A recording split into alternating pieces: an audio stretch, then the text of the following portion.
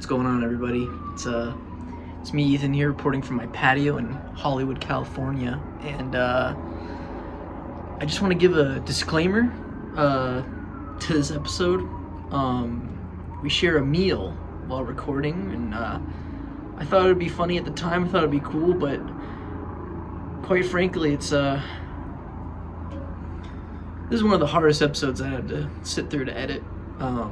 So I apologize if you're not prone to chewing noises and sipping on drinks and stuff like that.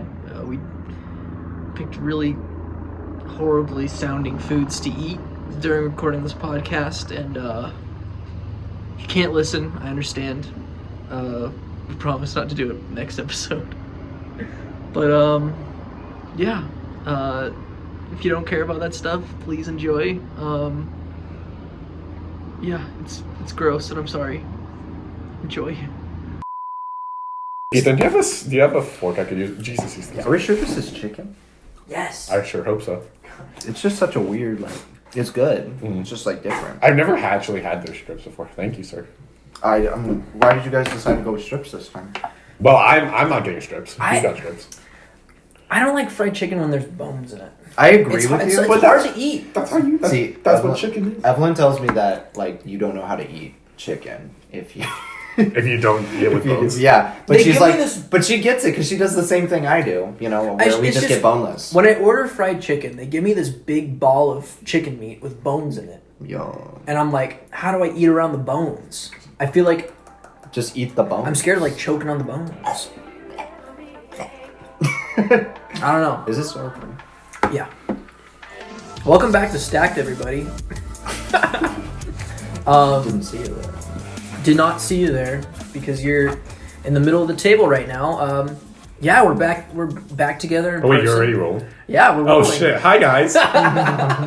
He had no idea. I just pressed record because that's the way the show works now. We're just hanging out, Yeah. just talking chatting. about movies. What's this orange shit? That's the creamy sriracha. Oh, I they like give that. I like that. And then this is gravy, you said? It's just it's Jollibee's baby.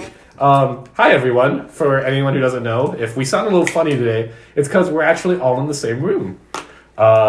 Yeah, we thought we'd do a little impromptu movie night. We're doing a little slumber party, and yeah, it's gonna be a good time. We're gonna have our little food. We got Jollibee is on the menu for tonight. Yes. For anyone listening, I am the Filipino of the group, so I encourage them to give this a shot. And Ethan, oh wait, I thought you already plowed through your chicken.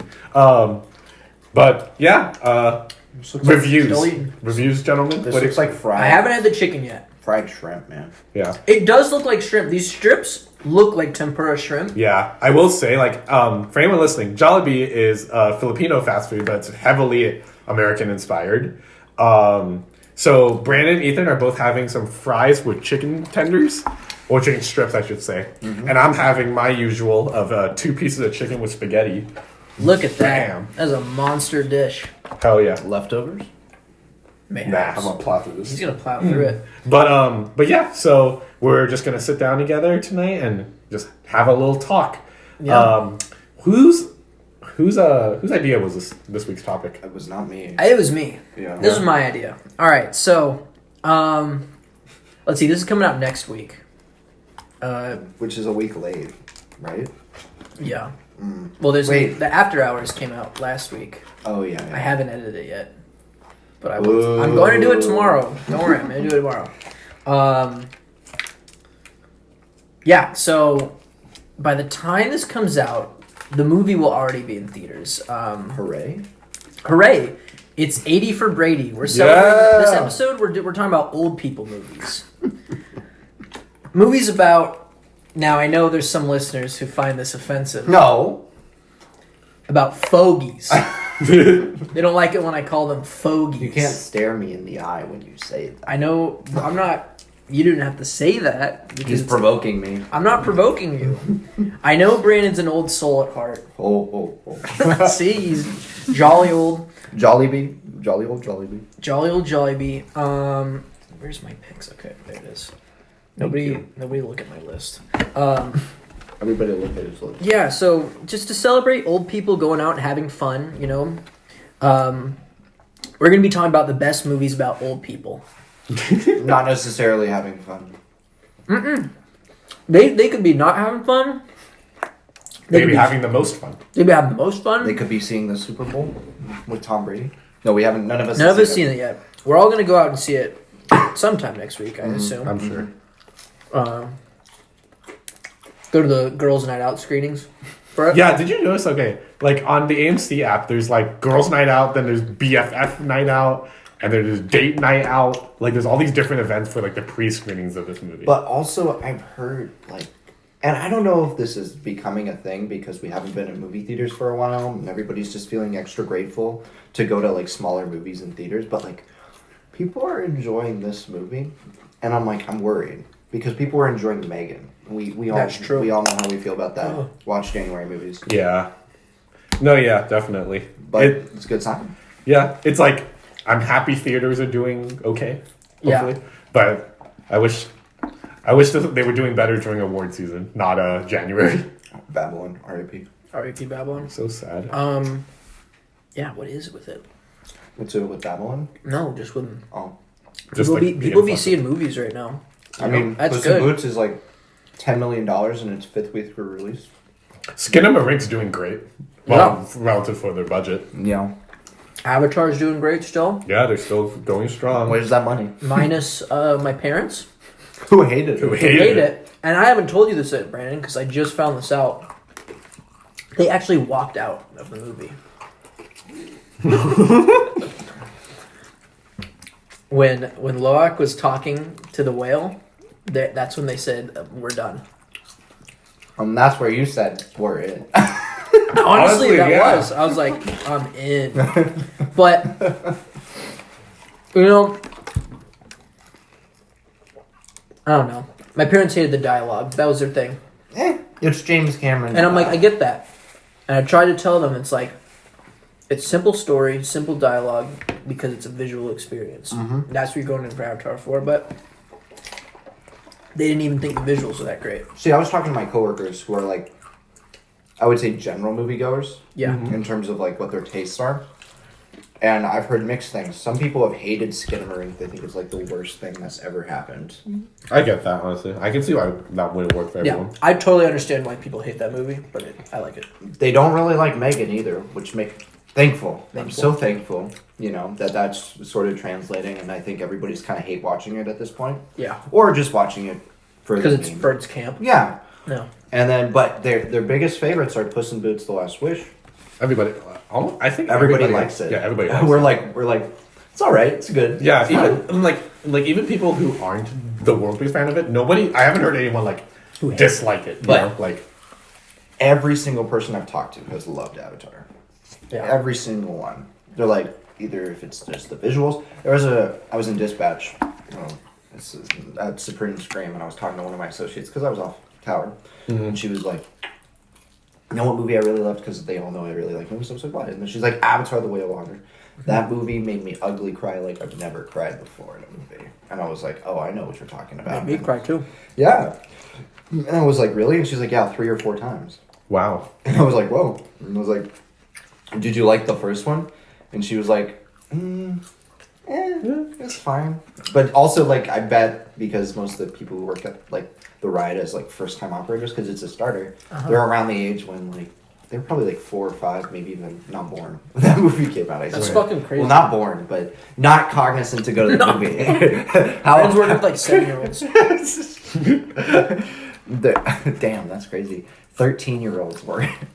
That's like how long it's been. Wow. But it's crazy that they weren't even conscious when the first one came out, and they're loving this movie so much. Yeah. Yeah. Makes me think, oh, I'm an old fogey. You know what makes me an old fogey? What? Okay. This is semi-related to old people. Okay. Because we're talking about how old we are. And I'm trying to get the show back on track. I hope I helped with that. So, the new Superman movie. Sure. There's a new Superman movie coming out, right? Well, In 2025, it's coming out. wild.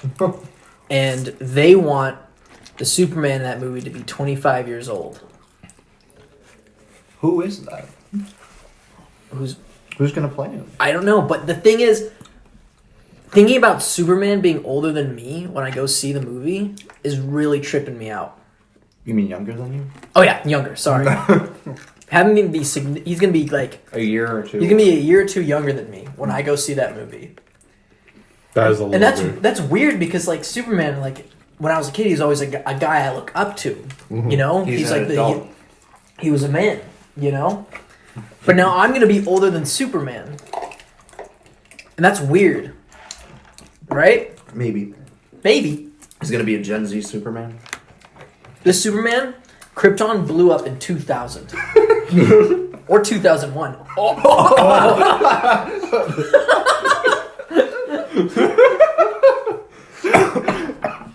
What day? What a day! I wonder what day.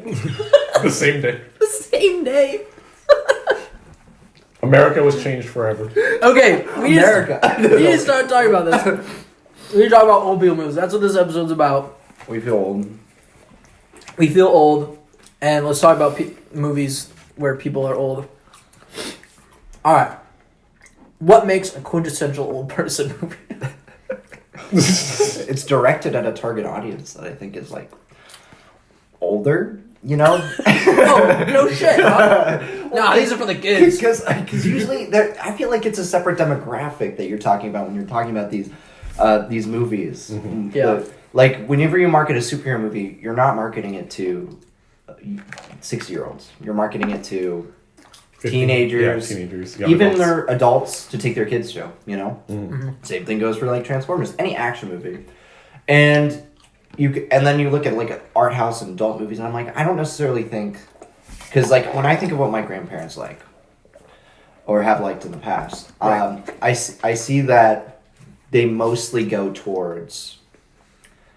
films that are geared towards them as like a demographic. It's not, we're gonna watch The Fabelmans, because that has nothing to do with like age. Mm-hmm. Sure, it's a period piece, but it's not about being old or relating to the experiences. It's like The Book Club or Las Vegas. I don't know if we're gonna be talking about either. God damn it, dude! I was gonna no, not talking about Las Vegas. But that's the exact same type of movie. I mean, there are some things from when they grew up that they would, like for example, period pieces like that. But they would be geared towards more pop cultural things that were relevant to them. And I kind of get in. I think if you get after, I'll get into that a little bit. Yeah. So there's many types of old people movies. I'm gonna go. I kind of broke down old people movies into 2 types of movies. Okay. So I'm going to be talking about movies that are about old people. You know, the definition is very vague. You guys can talk about movies that are for old people, movies with old people energy. But I'm talking about movies about old people. And I think there's 2 types of movies about old people. They're dying. It's movies about old people that still... have things to learn, and then old people reflecting on their own mortality and like their life. You know, there's old people like there's still the opportunity to look forward and then looking back. You know, I boil it down for 2 movies.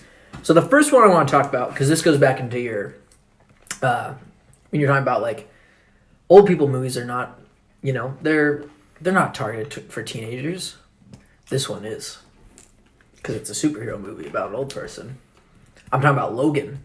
Oh, yeah. You know? Mm-hmm. Old ass Logan. So that's a movie that's about old people looking back, you know? Patrick Stewart. Got Patrick Stewart. He's an old bloke. Hugh Jackman's getting older. He's certainly pretty old. I mean, just think about how old he is. You know, he's technically always an old person. Strictly speaking, yes. Because he was born like the Civil War times or whatever. The vampire. Nah, way longer. The vampire times? Wait. Can you tell me what the vampire times are? Yeah, what would vampire? What? Give me like a time period when the vampire times were. Did I miss out on the vampire times? What century did the vampire times? 17. Post 2001. 17th century. 2001. Post 2001.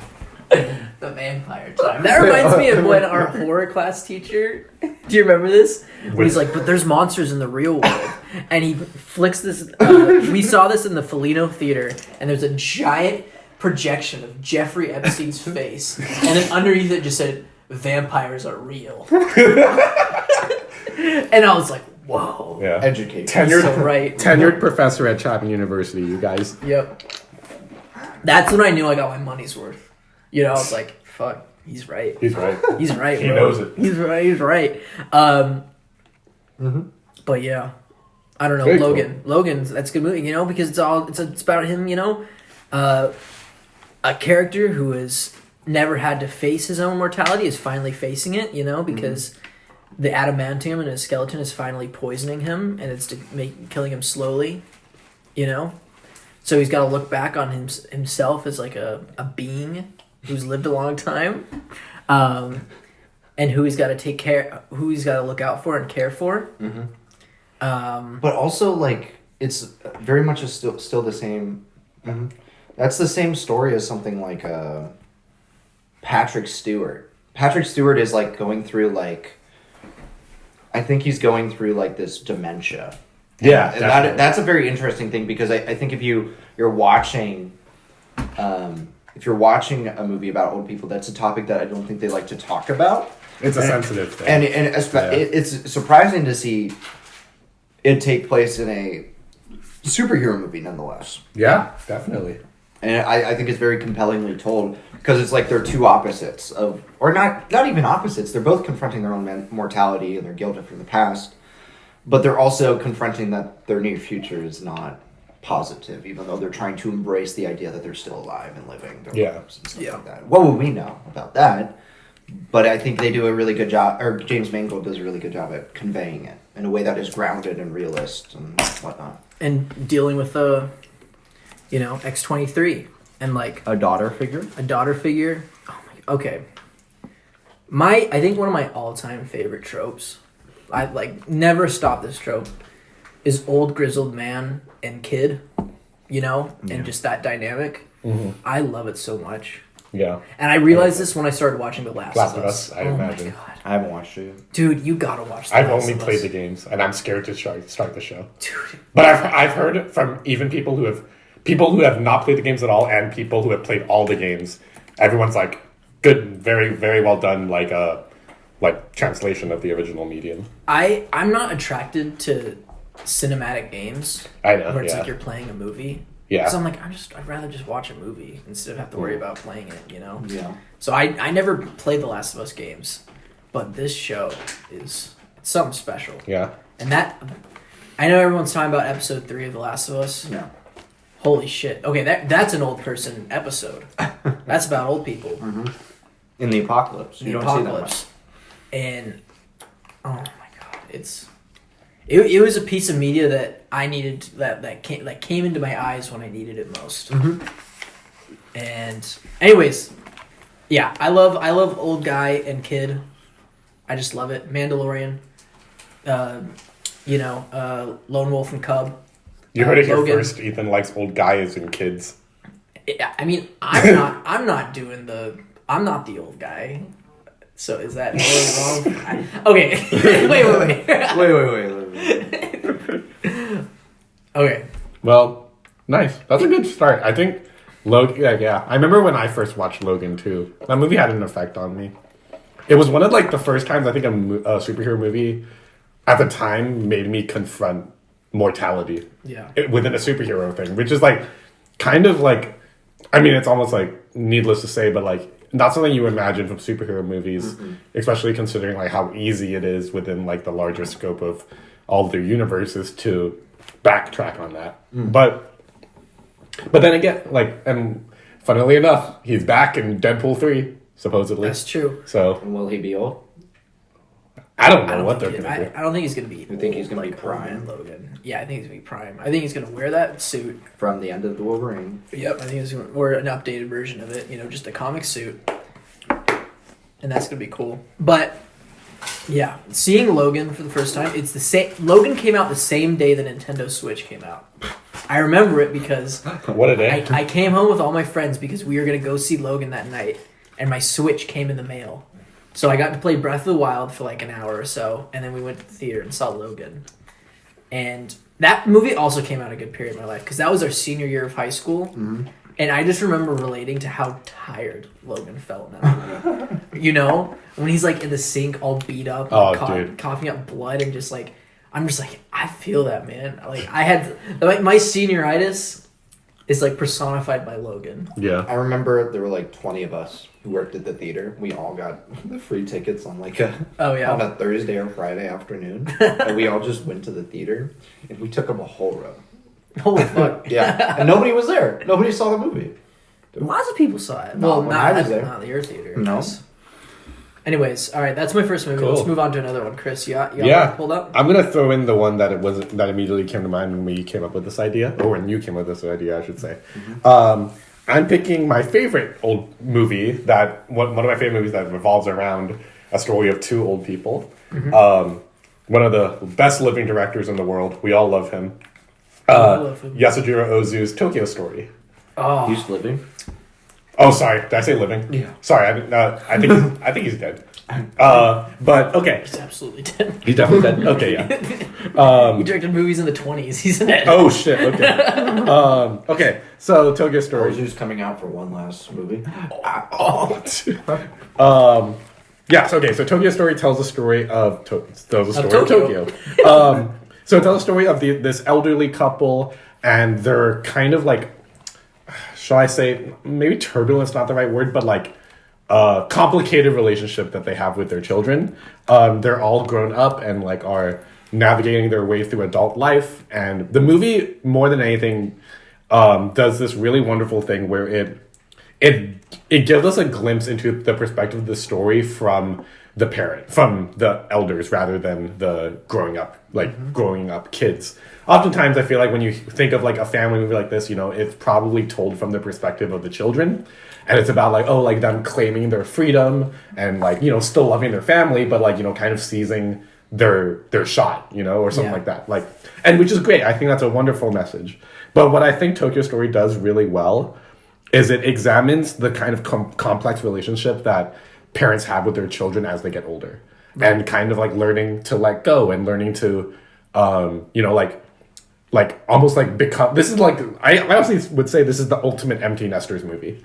Yeah, and like I mean like that theme of like family and like going apart and coming back together or what have you is a common theme amongst Ozu's films.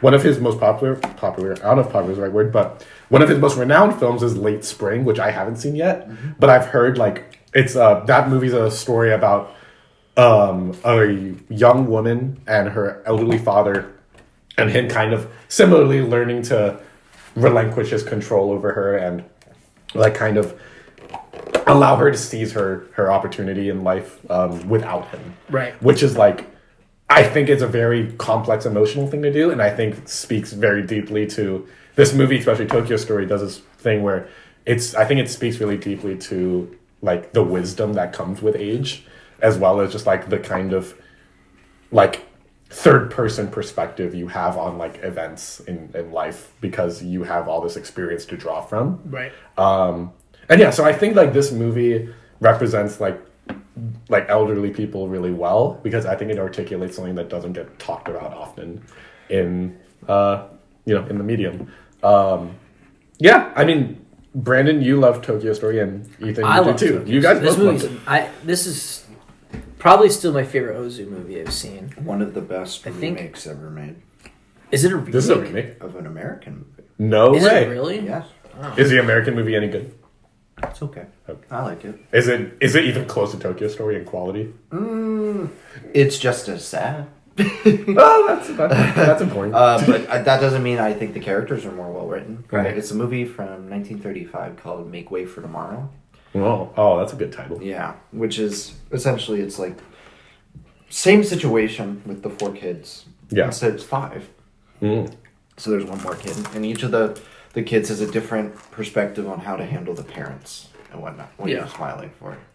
Keep going. Is it because I'm munching? Sorry. It's okay. I just realized we got really crunchy food to eat. So listeners, you think that's I just want to if any of you are like You've probably clicked off by now, but if you're still around and you don't like listening to people chewing, What I'm is this sorry. called again? What is this? What is it Old called? people movies? No, mukbang. A mukbang. Yeah, maybe you can fall asleep to this. You know, it's a Jollibee mukbang. Yeah. Anyways, continue about Tokyo Story. Yeah, no, Tokyo Story is like better, I think, because I think there's a reservedness in Ozu's movies that isn't on display in an American melodrama Yeah. from the 1930s, especially in the 30s and 40s. Oh, they're all about the expressivity. They're overacting because they've never done anything that's not overacting. Because if you look at silent films, like They're they always have so to. expressive, They have you know? to. But with like Ozu's movies, I think, and a lot of Japanese cinema post World War II, it's like they're reserving their emotions so that they can like. It's like a theater play. You know, it doesn't matter like that they're super expressive because it's the Kuleshov effect. You know, if you show a face of somebody who's like indifferent, and then you show something else, and then you show or another person, and like dialogue is happening, and then you flip back to that person, they may be making the same face, but you as a human being interprets it differently. Yeah. And I think Ozu does a great job with that, especially in these films when he's not trying to tackle a comedy where it is very expressive. It's not as loud, but it's like definitely more. Not on the surface, that's not a good word, but definitely easily analyzable. Yeah. Definitely. Yeah, it's such an emotional movie. Oh my god. My review for this movie is I saw this the day I was evicted from SNET 1. The day I found out I was evicted, and I watched this movie. And this is a movie about just like Old people getting not evicted. not just being neglected by their kids. Old people getting evicted. It's just about like having to endure life changes, you know, because these are their parents, and now they're now realize they're in this phase of their life where they're like, we just gotta step away. You just gotta let the kids fly. You know? They realize they're a burden to their kids, so at least they feel like they are. Yeah. You know, And then just making them feel even more guilty about. yeah. Trying to get them to Don't spill. What are you doing? He's like eating the ice out of the cup. This boy is bored. He's eating ice and he's like holding the cup sideways. Stop. You're just trying to make as much noise as you can. You're such a good podcaster, Brandon. I'm so proud of you. Brandon, you got a movie you want to share? Yeah. Yeah, I've got a movie made by an old person, Clint Eastwood. I was about to say someone's gonna say a Clint Eastwood movie. I'm gonna go Jersey Boys. Are you serious? Jersey Boys. Jersey Boys. Well, yeah, well, I remember this is a foundational memory because I used to go to. When I saw Jersey Boys. I used to go to the Harkins and Sholo Uh-huh. because that was like the only place where they showed movies in northern Arizona. There were two places. Sholo? Yeah, Sholo, Arizona. Shalom. Shalom. And my grandparents were like, we gotta go see Jersey Boys. This is like the movie. And I'm like, okay, I don't know. But it's about Frankie Seasons in the Four Valleys. Four Valleys. Frankie Seasons in the Frankie Valley and the Four Seasons. Frankie Valley and the Jersey Boys. And the Jersey Boys. And they're from Jersey, you know? And it's like, it is the most stereotypical biopic, music biopic I've ever seen. Yeah. And if you actually watch the movie, it's like Walk Hard to a T. And they're talking to the camera and stuff like that, but like there's musical numbers of all their famous songs. There's like montages about their rise and fall to fame. And it's definitely like hitting on the most cliche stuff, but it is, to me, the movie I think about where parents or grandparents will drag their kids or their parent or their grandkids to see, like mine did with me, to go see the movie. And did I enjoy the movie? Yes, but I was also like... You give it 3 stars. Yeah. I was an impressionable 14-year-old who was desperate for a movie during the summer, and I found that, and I remember being like, oh, that's fun. Summer 2014? Yeah. Bro, we were eating good that summer. What are you talking about? We had Dawn of the Planet of the Apes. We had X-Men Days of Future remember Past. my experience with that? Flashback to the first episode. Oh, yeah. Oh yeah. You're like, oh, everyone's acting like monkeys in that movie. I gotta calm down with Jersey Boys. With the old fogies. That's why you liked it so much. Because you're like, Nobody's here. the fogies aren't making chimp noises in Jersey Boys. No, they were singing in the hallway. Everyone, What? Oh, God. Oh my god. Okay, I've never seen this movie Me before. neither. I've never given a thought about seeing I it. don't know if I have this movie. I think I do. If you can look at my movie ownership list and go to the J section, I think I own it. So I can let you borrow Mr. Little Jersey. I don't think I want to borrow it. I'm gonna be completely honest. I once back in freshman year of college, I was working on. Do you guys remember Jacques? You do own this movie, by the way. Do you guys remember Jacques Yeah. from Which college? one? Yeah. Jacques Rabi. Rabi. Oh yeah, he was my neighbor. Right. Yeah. So Jacques and I were partnered up with each other for one of the visual storytelling projects. Yeah.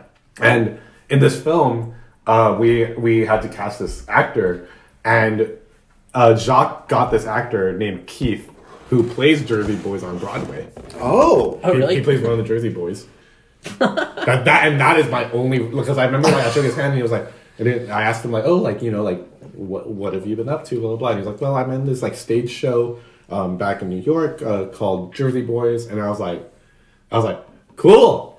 I got no idea what you just said, but that sounds great. Wow. Well, there you go. I didn't know Clint Eastwood made this movie. He made a musical. I knew who made That's that. crazy. Yeah. Isn't that crazy? Oh, now we're gonna. Yeah, do but a it's big for them. It's disclaimer. from the decade that they like were listening to their music. And they were like, Yeah. Yeah. Them fogies used to break it down back in the day, you know. Okay, cool. So let's go on to another movie. no. Here's one we all enjoy. Okay. What? Here's one I know we all enjoy. This is another sad old person movie. We love those. We love those. We love old people realizing that they're at the end of their line and learning how to still do some good in the world. I'm picking Ikaru.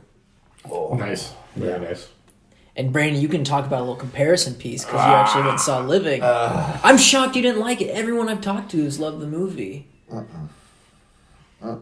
But this is such a beautiful film, you know? I agree.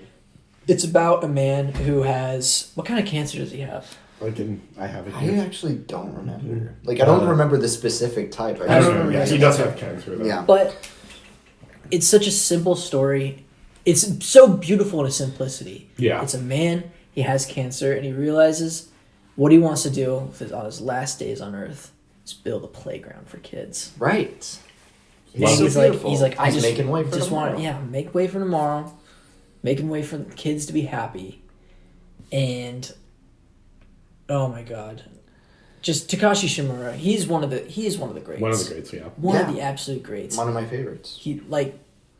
I always get so happy whenever because he just pops up in the most random films. You know, I'm like, oh, there he is. You know, Yeah. But I think this is his best role. Agreed. Because he's not overshadowed by Toshiro Mifune or Tatsuya Nakadai, who I think are better actors. But when I think of Ikaru, I think he's like, think he like that might be the greatest performance of any of the other actors, in my opinion. I know you might feel like different about Yojimbo in Mifune or Nakadai in the Human Condition movies, but he's incredible. I think my favorite Mifune performance is actually Throne of Blood. Honestly, Really? Yeah. Well, I don't think he's Yojimbo good, is no? my favorite of his. he plays insane well. Yeah, he's good at Insane. He's good at Insane and also like really charming and funky. It's weird. Anyways, back to Ikaru. Yeah, just beautiful film about, you know, because this is under the line, I think, of old people still learning, you know? Yeah. Where it's just like, even he still is able to find that childlike wonder within him, you know, to go through and build this, even though he's at the end of his life. Right. And that it's hopeful. You know? I almost feel like him having that childlike wonder is a great sign of like, I think almost like someone who is so comfortable with still kind of having a childlike wonder to them almost shows more maturity than someone who's so uptight. Yeah. You know what I mean? But yeah, no, I feel the same way as you guys with this movie. This movie is so like beautifully like optimistic and pessimistic about like the predicament he finds himself in. This movie actually reminded me. I thought about this movie a lot after I watched Cleo from 5 to 7 because in a way they're kind of similar in terms of like finding out about a terminal illness and then kind of navigating the emotional and physical trials of that. But yeah, Ikaru does this wonderful thing of like, how do I put it? Like, this is very much a movie that I feel like anybody who, well, actually any time in life, I feel like you could find some relatability, especially if you're getting older. Yeah. I find like, for example, like I feel like if I were to rewatch this movie, it would make me contemplate like the time that I spent like in these last few years, what I got up to, and like it poses like a really like heavy but also like beautiful question of like, hey, you've got these many days left. What are you gonna do with it? Yeah. You know, and like I know it's a simple question, but like it's just so beautifully explored here about like the emotional like subtleties of that and how difficult of a thing that is to navigate, but also how simple it is to navigate. Yeah. And it's just like do what's meaningful. Yeah, it's a lot like that Queen Latifah movie, Last Holiday. It's exactly like that. Where she finds out Never heard of that movie in my life. I don't think I did either. What are you talking about? It's a movie where she finds out that she's sick, and then she decides to just have fun for the rest of her life. And she thinks she's got a terminal illness, but she's in fact not dying. So it's her learning to take risks, and it's similar thematically even. But Ikaru is like definitely like one of my favorite movies of all time, which is why I was kind of off-put by the idea of a remake. Oh yeah. Because when I watched Ikaru for the first time, it like broke my heart because it's like so heartwarming. You never have those movies where like you're so happy, but your heart breaks because of like what it means. Yeah. This is one of those movies because it's like it's definitely telling a message that is more uplifting, but it's doing so in a way that is going to make your heart break. Mm-hmm. And I love Shamur's performance. I think he's great at empathy, but he's also great at cold and calculated, but not... I feel pity for him. I feel bad for him because he spent his whole life doing one thing, being corporate-minded. Yeah. And he is like almost the sole focus of that movie. Right. The reason I have a problem with the remake, and I'm surprised people are loving it as much as they are, I think they are liking the performance of Bill Nye and are letting that like drive their love for the movie. But I don't actually think Bill Nye is that good in that movie. Oh. And I love Bill Nye. You know this. Yes. Yeah. He's in some of my favorite movies of all time. Yeah. I love Actually. I love him. He's one of the best parts of that movie. He's great in Hitchhiker's Guide to the Galaxy. He's the best part of In Time. Yeah, About Time. No, it's In Time. No, that's the like Justin Timberlake one. Yeah. I know you love that movie. Yeah. And I know he's in it. But when I watch Living, I was like, this is like a condensed version where they take out so much. And I don't remember the plot of Ikaru not focusing on Takashi Shimura's character. Mm-hmm. Like it feels like this movie has a different protagonist and they're telling a story about this guy. Yeah. And that's solely it. And it doesn't get to the playground until like the last 20 minutes of the movie. What? Yes. That's fucking crazy. And which is it's the central. Yes, yeah, that's where Ikaru is. Yeah, you know it's because it's like it's like in the background, like it's an idea, but it's being suffocated by this corporate environment. So the first half is like very similar of him finding out his diagnosis and him taking like time to go live his life, you know, when they go to like the karaoke bar or like drink and they go to like the whorehouse or whatever. But the second half just kind of condenses everything and it loses 30 minutes. Right. So it's objectively tighter, even though it doesn't feel tighter than Ikaru. Right. And in that sense, it lost me. And I was like, stylistically, there are some very interesting things that they do, but scripturally and performance-wise, I think it's really dull and uninteresting. And like I don't understand like if you and I've seen reviews on Letterboxd of people who do not like it either, who are like in the same boat as I am, but they're like very in them. But I don't know if those are just people who have seen the original. I've seen a few people say, "Oh, like it lives up. It's not as good as Ikaru, but it's good on its own." Yeah. And I'm like, well, then why are we doing this? Why are we remaking the movie? I tweeted it, and I was like, why are we remaking this movie if the movie's already a masterpiece and I guess it's to make it more accessible, but like, why not just make them? I don't know. Yeah. But love Ikaru. Yeah. The scene where he's swinging on the swing. Oh, it hurts. It's outstanding. It's the reason why it's the poster. And it puts Livings to shame. I'm sorry. Yeah, it's like pathetic. I'm just like, I'm so pissed because I love Bill Nye and I didn't think he was that good. I didn't feel pity for him. I didn't feel bad for him. I never got to see him as like a person. I saw him as like an object or a tool. for the movie to move forward, and they use other characters to tell his story when I think he should have been the focus. Yeah. Like, that's the point. Brandon objectifies old people. You hear that? I'll cut that part out. You could just beep it. Yeah, I'll just beep it. But I'm gonna take us on a different path. Okay. Go for it. I'm gonna take another movie that my grandparents brought me to. Oh boy. But this time it's about old people. I'm talking about Red. Right? Retired, extremely dangerous. That's what it stands for? Really? I've never seen Red. Is it like I'm guessing, an action movie of Old people. old people? So it's I like think I've seen something like that recently. so there's two of them actually, and I've Maybe seen Red 2. Right. I saw them. It's actually based on I think a DC comic or a Dark Horse comic, one of the two. Yeah. And it stars Helen Mirren, Morgan Freeman, John Malkovich, and Bruce Willis, and Mary Louise Parker. She's a heavily factor in the second one. Right. And it's about these retired people who are like essentially a part of a secret force, secret government agency to be hit people. And it's great because they're unassuming old people, but of course, like John Malkovich like has a running mouth. Helen Mirren is kind of like she's not necessarily like she's like. You know, she's in like the Fast and Furious movies, so it's not like you don't think of her when it comes to that stuff. But she's got something sneaky going on. Bruce Willis is an action star, and Morgan Freeman. Well, I think he was just your go-to old person in the 2000s.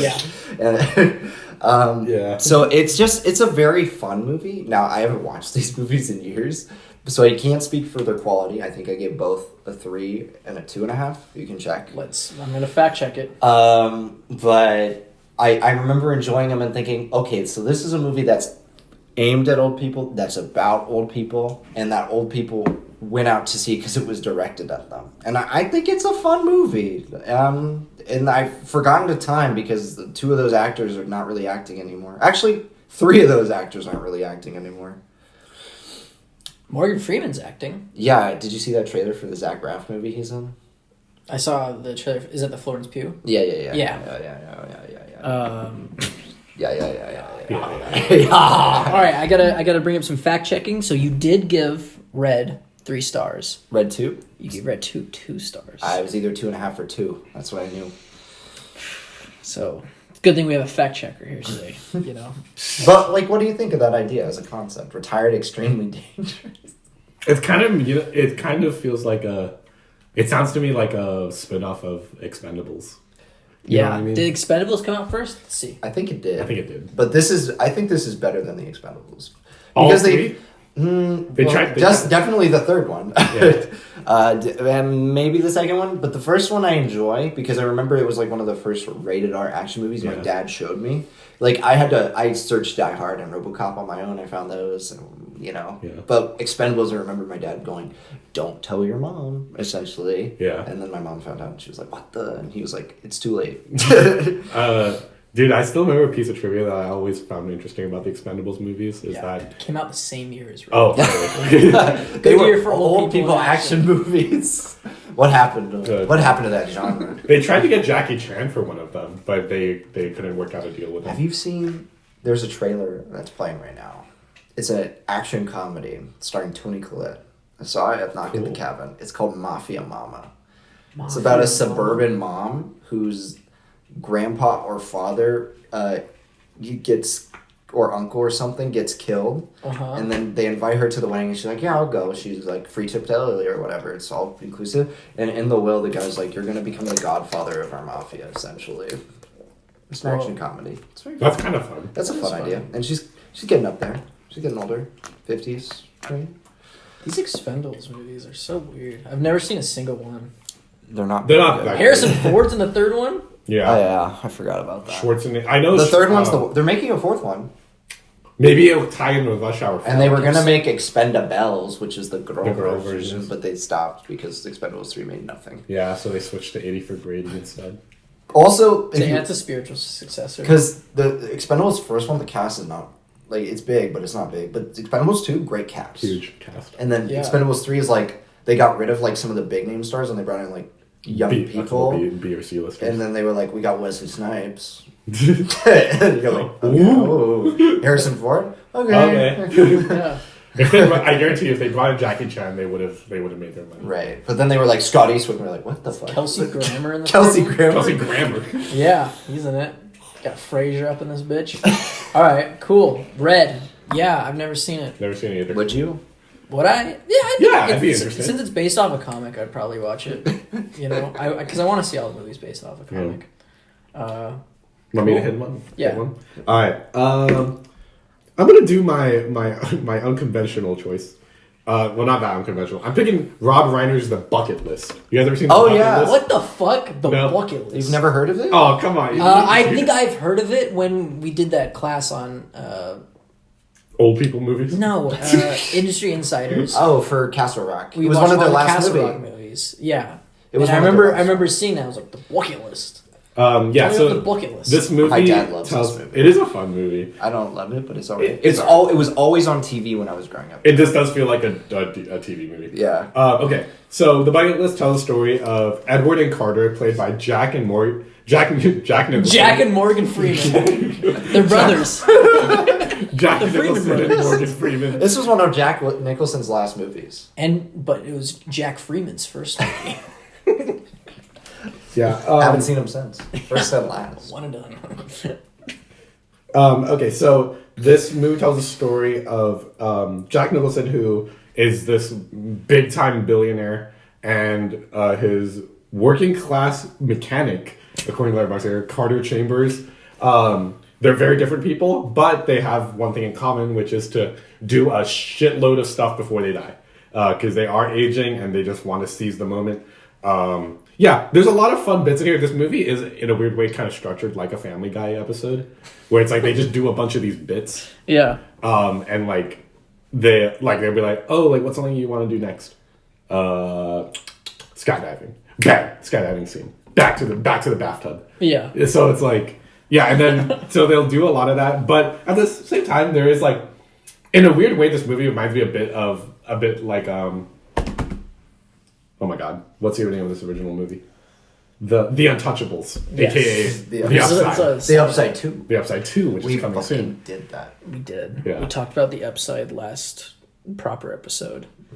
And then right after, they announced a sequel for it, and I'm just like, kill me. But yeah, Bucket List is a fun movie, and yeah, it does remind me of that because of they have different backgrounds, so there's a little bit of like tension there, but also like, you know, eventually when the characters have their sweet moment where they make up and like, you know, they look past their differences. You know, it's a pretty standard thing, but pretty well done. Not all that special a movie, but I think a movie that could be very meaningful to someone out there.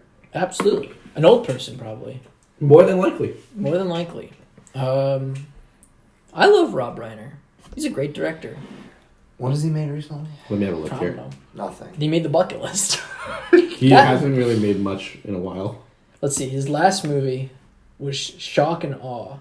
Came out 2017. Then he made LBJ. Oh.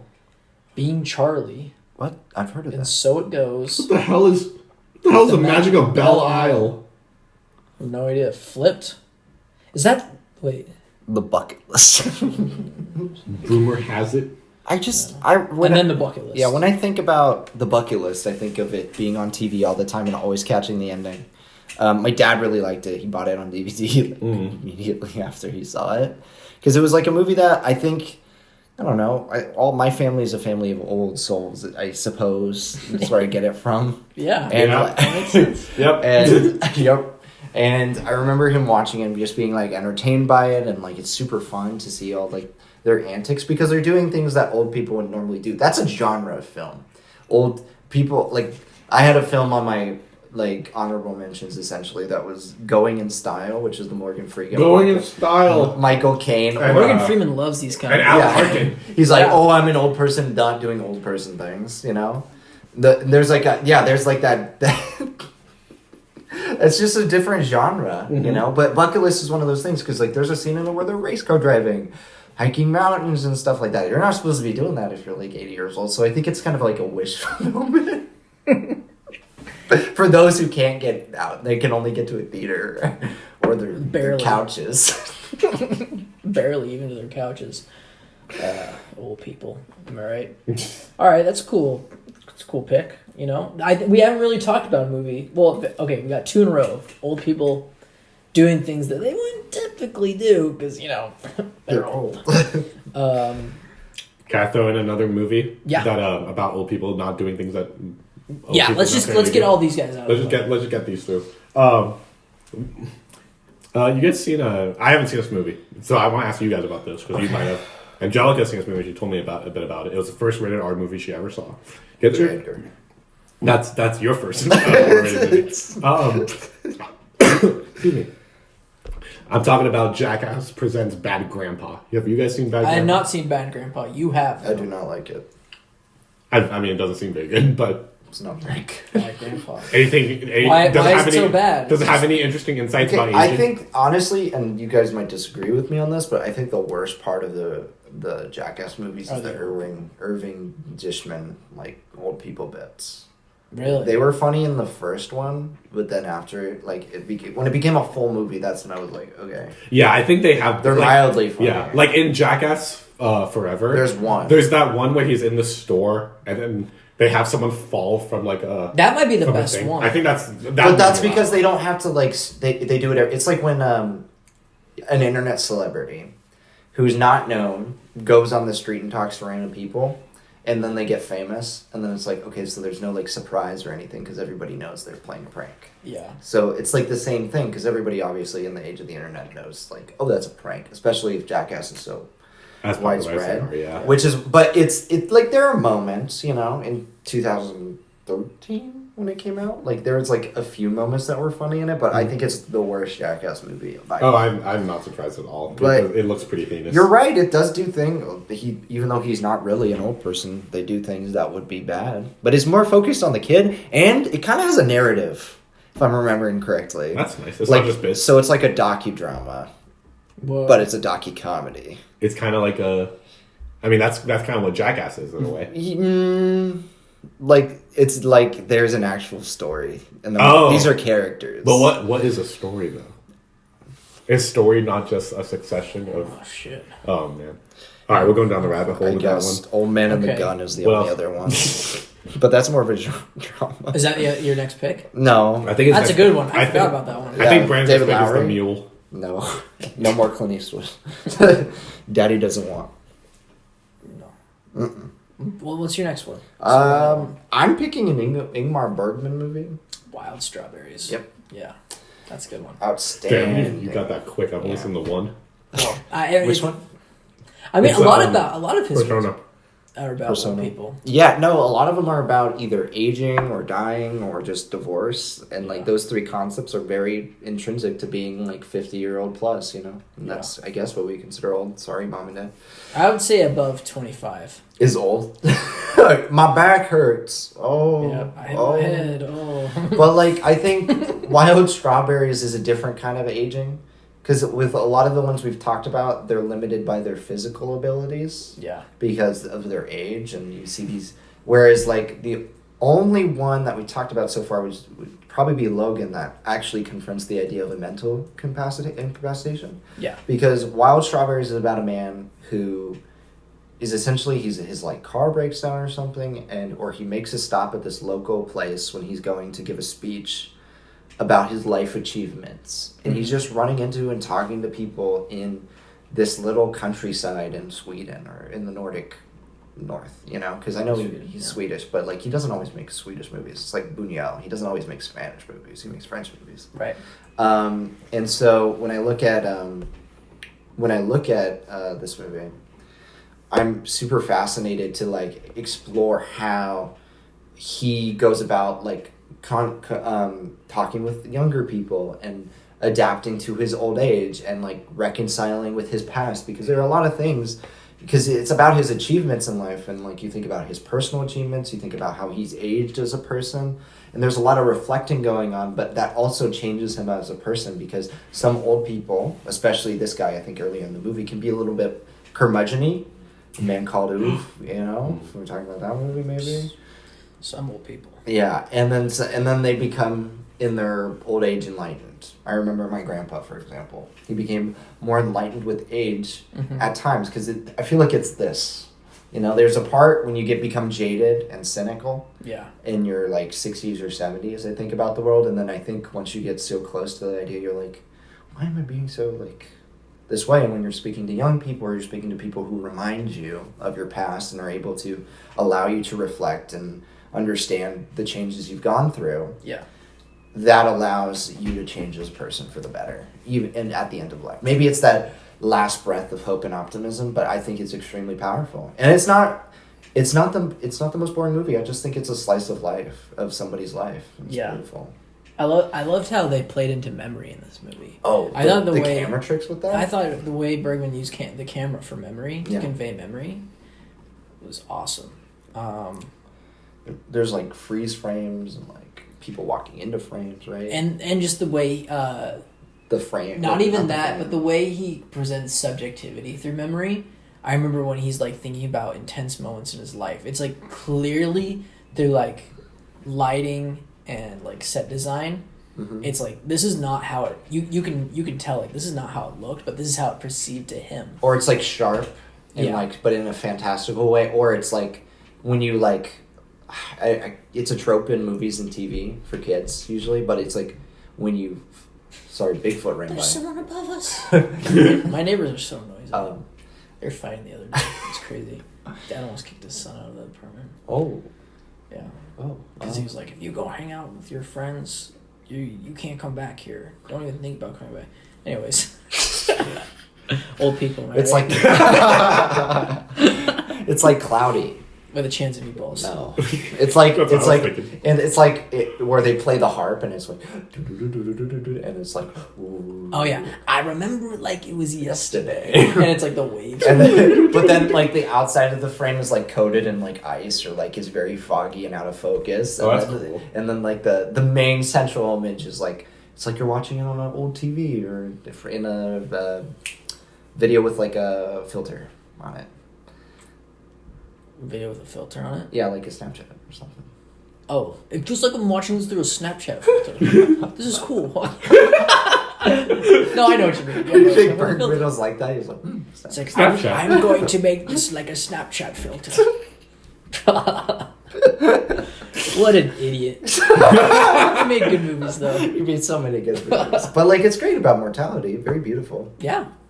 I'm going to talk about another old person reflecting on life, their place in the world.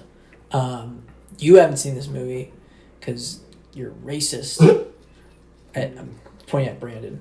Have I seen this movie? You've seen this movie because you're not racist. And you don't drink out of an icy cup while we're recording a podcast. I'm thirsty. But I'll buy chicken. Guess what? I bought a Brita yesterday. You want to fill up some water? Go into the fridge and grab the Brita. How was I supposed to know that? You could have asked me for a glass of water.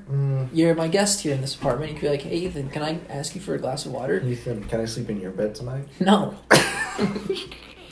You're already getting the guest bed. I got the couch. You're already here. I don't need to give you any more. The most I can give you is a glass of water. Would you like one? Sure. Okay, I'm still going to talk. It's just I'm going to be a far away now. Okay, first of all, it's tiny. It's good. That's so cute. That's it's like good for me. Just one little guy. All right, fill it up in his McDonald's cup. It's not McDonald's. yeah. Don't disgrace the Filipinos like that, you racist. It's the McDonald's of the Oh, Philippines. who's racist now? Who's racist now? Jack off. Bless you. Thank Don't you. sneeze on the podcast. Who sneezed? Who the fuck sneezed? You sneeze. I will shit on you. I am not fucking shit. Shut the fuck up. Oh my god. Okay. I love that guy. Our listeners are like, Brandon's ice isn't annoying us. It's you never get into your point. Okay. I'm picking The Great Beauty. Oh wow! You haven't seen Great Beauty yet? That's not racist. You were racist against Italians. You were racist against them. You hate Italians. No, I don't. Oh. But then you saw that 6-hour Italian movie and you're like, There's two things that turn Brandon off when he watches a movie. It takes place in a desert, or if it's made by So Italians. spaghetti westerns are a no-no for Oh, Brandon. big no for little Brandon. There's only one good spaghetti western. Spaghetti Western. It's a Jollibee movie. I'd go see that movie. It's good better. By the way, There is a Jollibee movie. yeah, it's their ads. For anyone ads. listening, if you want a really interesting ad that you've never seen, like unlike anything you've ever seen, search up Jollibee commercials. They're literally like little films. They're It's weird. crazy. And they have like arcs. And they're very melodramatic. Oh Very yeah, and melodramatic. there's arcs of characters across different commercials. Yeah. That's wild. It's a whole other level. You Okay, got- let me talk about The Great Beauty because I think this movie is so amazing. It's so amazing. I think it's my favorite. No, it's not my favorite Italian film because I forgot about spaghetti westerns. lying. It's my favorite non-spaghetti western Italian film. Okay, it is about an art critic who lives in Rome, who is he's contemplating his life, his mortality, his place in the city, like one of the most ancient cities on earth, Rome. You know, The pig in the big city. sure. You know, because it's like Rome is such a fascinating city because it's literally built around ruins. Oh yeah. You know, not many cities are like that anymore. You know, not many cities preserve ruins, and I'm talking like ruins of an old Like time. Greece is probably Like, one of the ones. yeah, like Athens probably. Athens. Ultimate gentrification. That's the Oh that is my god. the ultimate Listen, think about gentrification, guys. the ultimate gentrification. Rome. They got rid of Bruticus's fucking Colosseum and they put a fucking Starbucks there instead. Can't have shit in Rome. You know? We should write a paper on large on cities doing that. Did you hear they're tearing down the Leaning Tower of Pizza and they're putting a Whole Foods? You can't believe this shit these days. Oh, the wealthy. This is what The the, next wealthy. triangle of sadness is gonna be. Is there They gentrifying? should do a movie like that. Yeah. I haven't seen like that aggressive, like a super aggressive, like political satire, like Triangle of I Sadness. think it would for play Eastern gentrification. European Yeah. really well. Sorry to bother you, maybe, but not that much. It's not about gentrification. Yeah, unless No, like, that is, blind spotting. socially speaking. Well, Did you see the 40-year-old version? no, but everybody's I've talking. That's only- about That's not- about a play about gentrification. Okay, I thought you were for a second I thought you were But it 40-year-old kind of virgin. is. And I was like, what? No, not the version. It's also about cultural gentrification. Anyway, sorry, we're not Anyways, here to talk about The Great gentrification. Beauty. Old The Great people. Beauty. Old people. I'm It- sorry, we're having a hard time. It's a man who's trying to contemplate life and religion in one of the oldest religious cities on the planet, Rome. You know, because damn, that's where the Vatican is, and he's trying to figure out. He's like, why do people believe in this stuff? Because he's at the end of his life. You know, he's an art critic, so he's constantly viewing people sharing these pieces about their frustrations with life, the world. You know. And he looks at people, you know, who have great faith, and they're like, why does that, like, what's going on here? You know, like, why do they attach themselves to that? Yeah. For their whole life, even to the very end, and it's also sort of about it. He goes out and lives a little, you know. He goes to clubs and he reconnects with old flames of his, you know, and stuff like Yeah. that. And it's just a beautiful city about. Beautiful film in a beautiful city about that city itself reflecting like the mortality of the being, you know, because it is like this old city that was built upon religion and, you know, ancient culture and art, and that's what drove people in, you know, early on. And now it's like there's like Italian clubs here, you know, there's art galleries and visual arts, no, what's it called? Performance art shows in these ruins and stuff like that. And he's just like, why do people still believe in this? And then it comes to a beautiful conclusion at the end, which is something that I think about like all the time. You know, this going up the stairs. You know, Yeah. amazing. I know. Yeah, I can't wait for you to know. But no, yeah, Great Beauty is really, really special. I remember, were we asked to watch this for Italian? We were. cinema class? yeah, because it was like What happened to you that week? No. It was you could pick Oh, through a some month, films, 3 films. and I remember I was like, because my dad loves Italian cinema, so I showed him this list. I'm like, which one should I watch? And he's like, Let me show you the great beauty. I want to talk to Paccioni about this. Well, I'm right here. Wow, that was amazing. That's what he It does sounded sound like. It's not like. Wow, that is very accurate. Not trying to be mean, that's just- that's what it not sounded a like. race thing. That was just a Paccioni. I loved him. He was great. No, he's Chris. amazing. He just sounded like an Italian. I mean, I loved That's his other great. movie. Who? Paulo Sorrentino. Sorrentino, yeah. I loved The Hand He's, of God. he's That was great. He's such a great I director. feel like I was the only one to I like haven't that seen movie. I watched it. Did you like it? Yeah, I liked it. No. Okay. And it has the main guy in it. He's the main guy in The Great Beauty is the dad in The Hand of God. Yeah. Yeah. Anyways, Ethan, you were talking like throughout your like dissection of this movie, you were talking about the character's relationship to Rome as a city. yeah.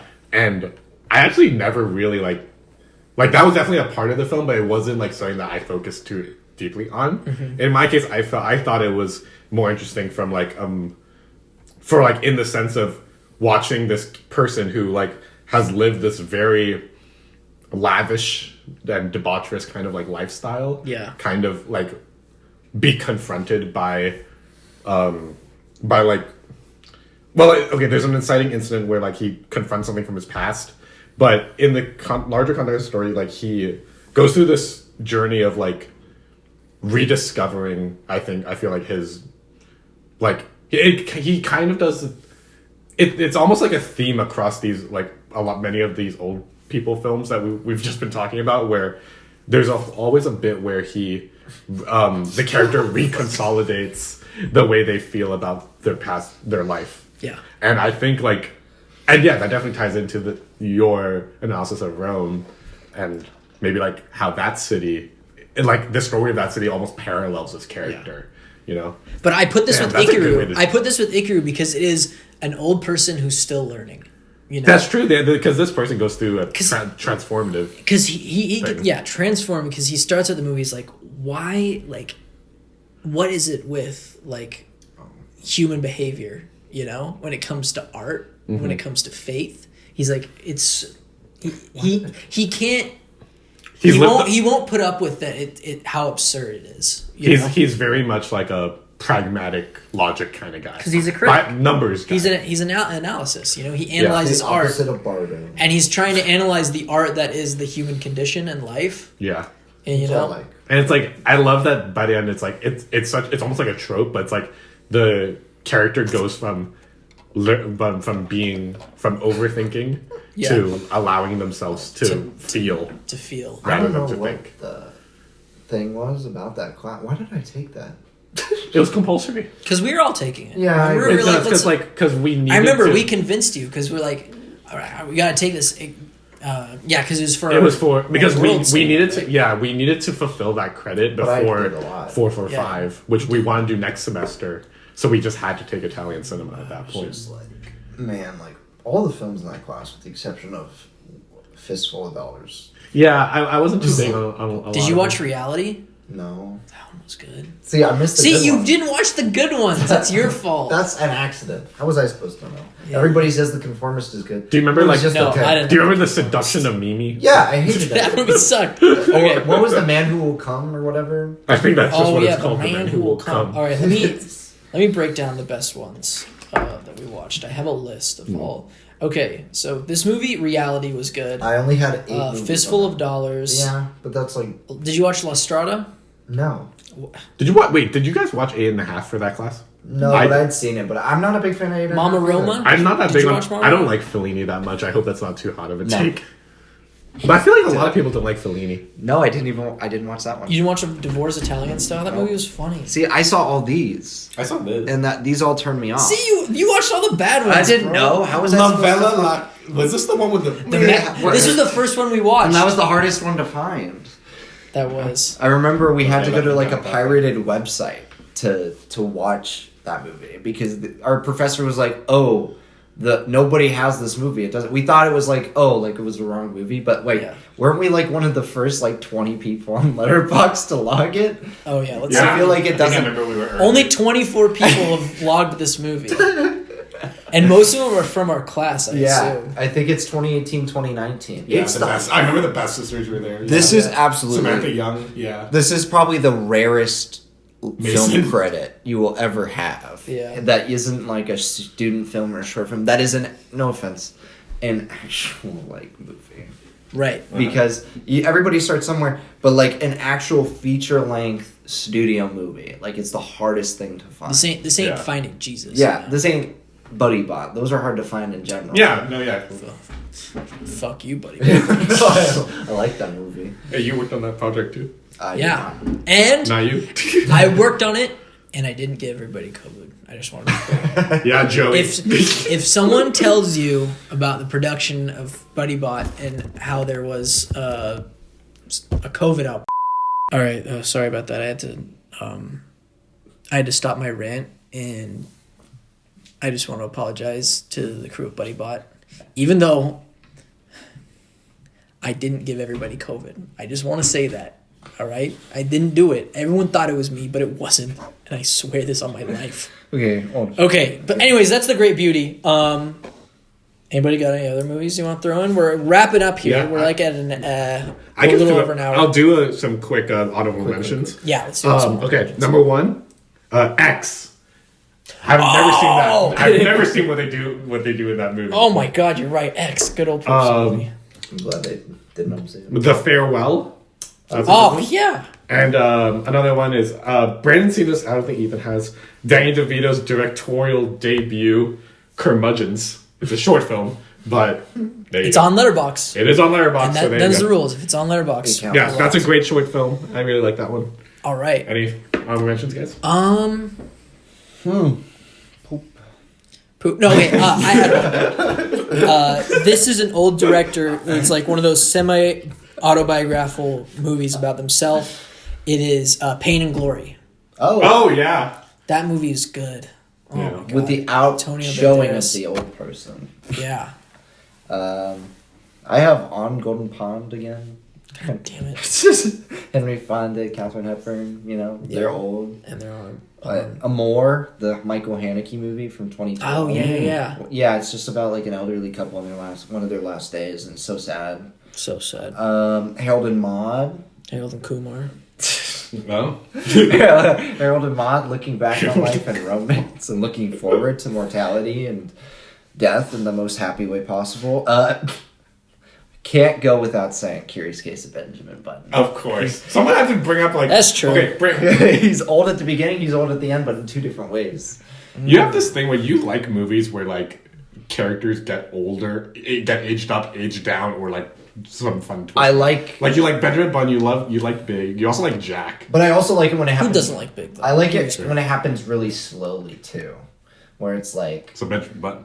yeah, no, well, yeah, I guess a movie that's like 6 hours, like Best of Youth. We bring back that Italian movie. Does that movie have that same? It's The just one good okay. Italian They go movie, from being according like to you. teenagers, the young adults, to being adults. And I love movies where you can see somebody's whole life or like a large portion of their life because it's compelling to see the world change around them and to see them change. And there's lots of change that's happening, and that's exciting.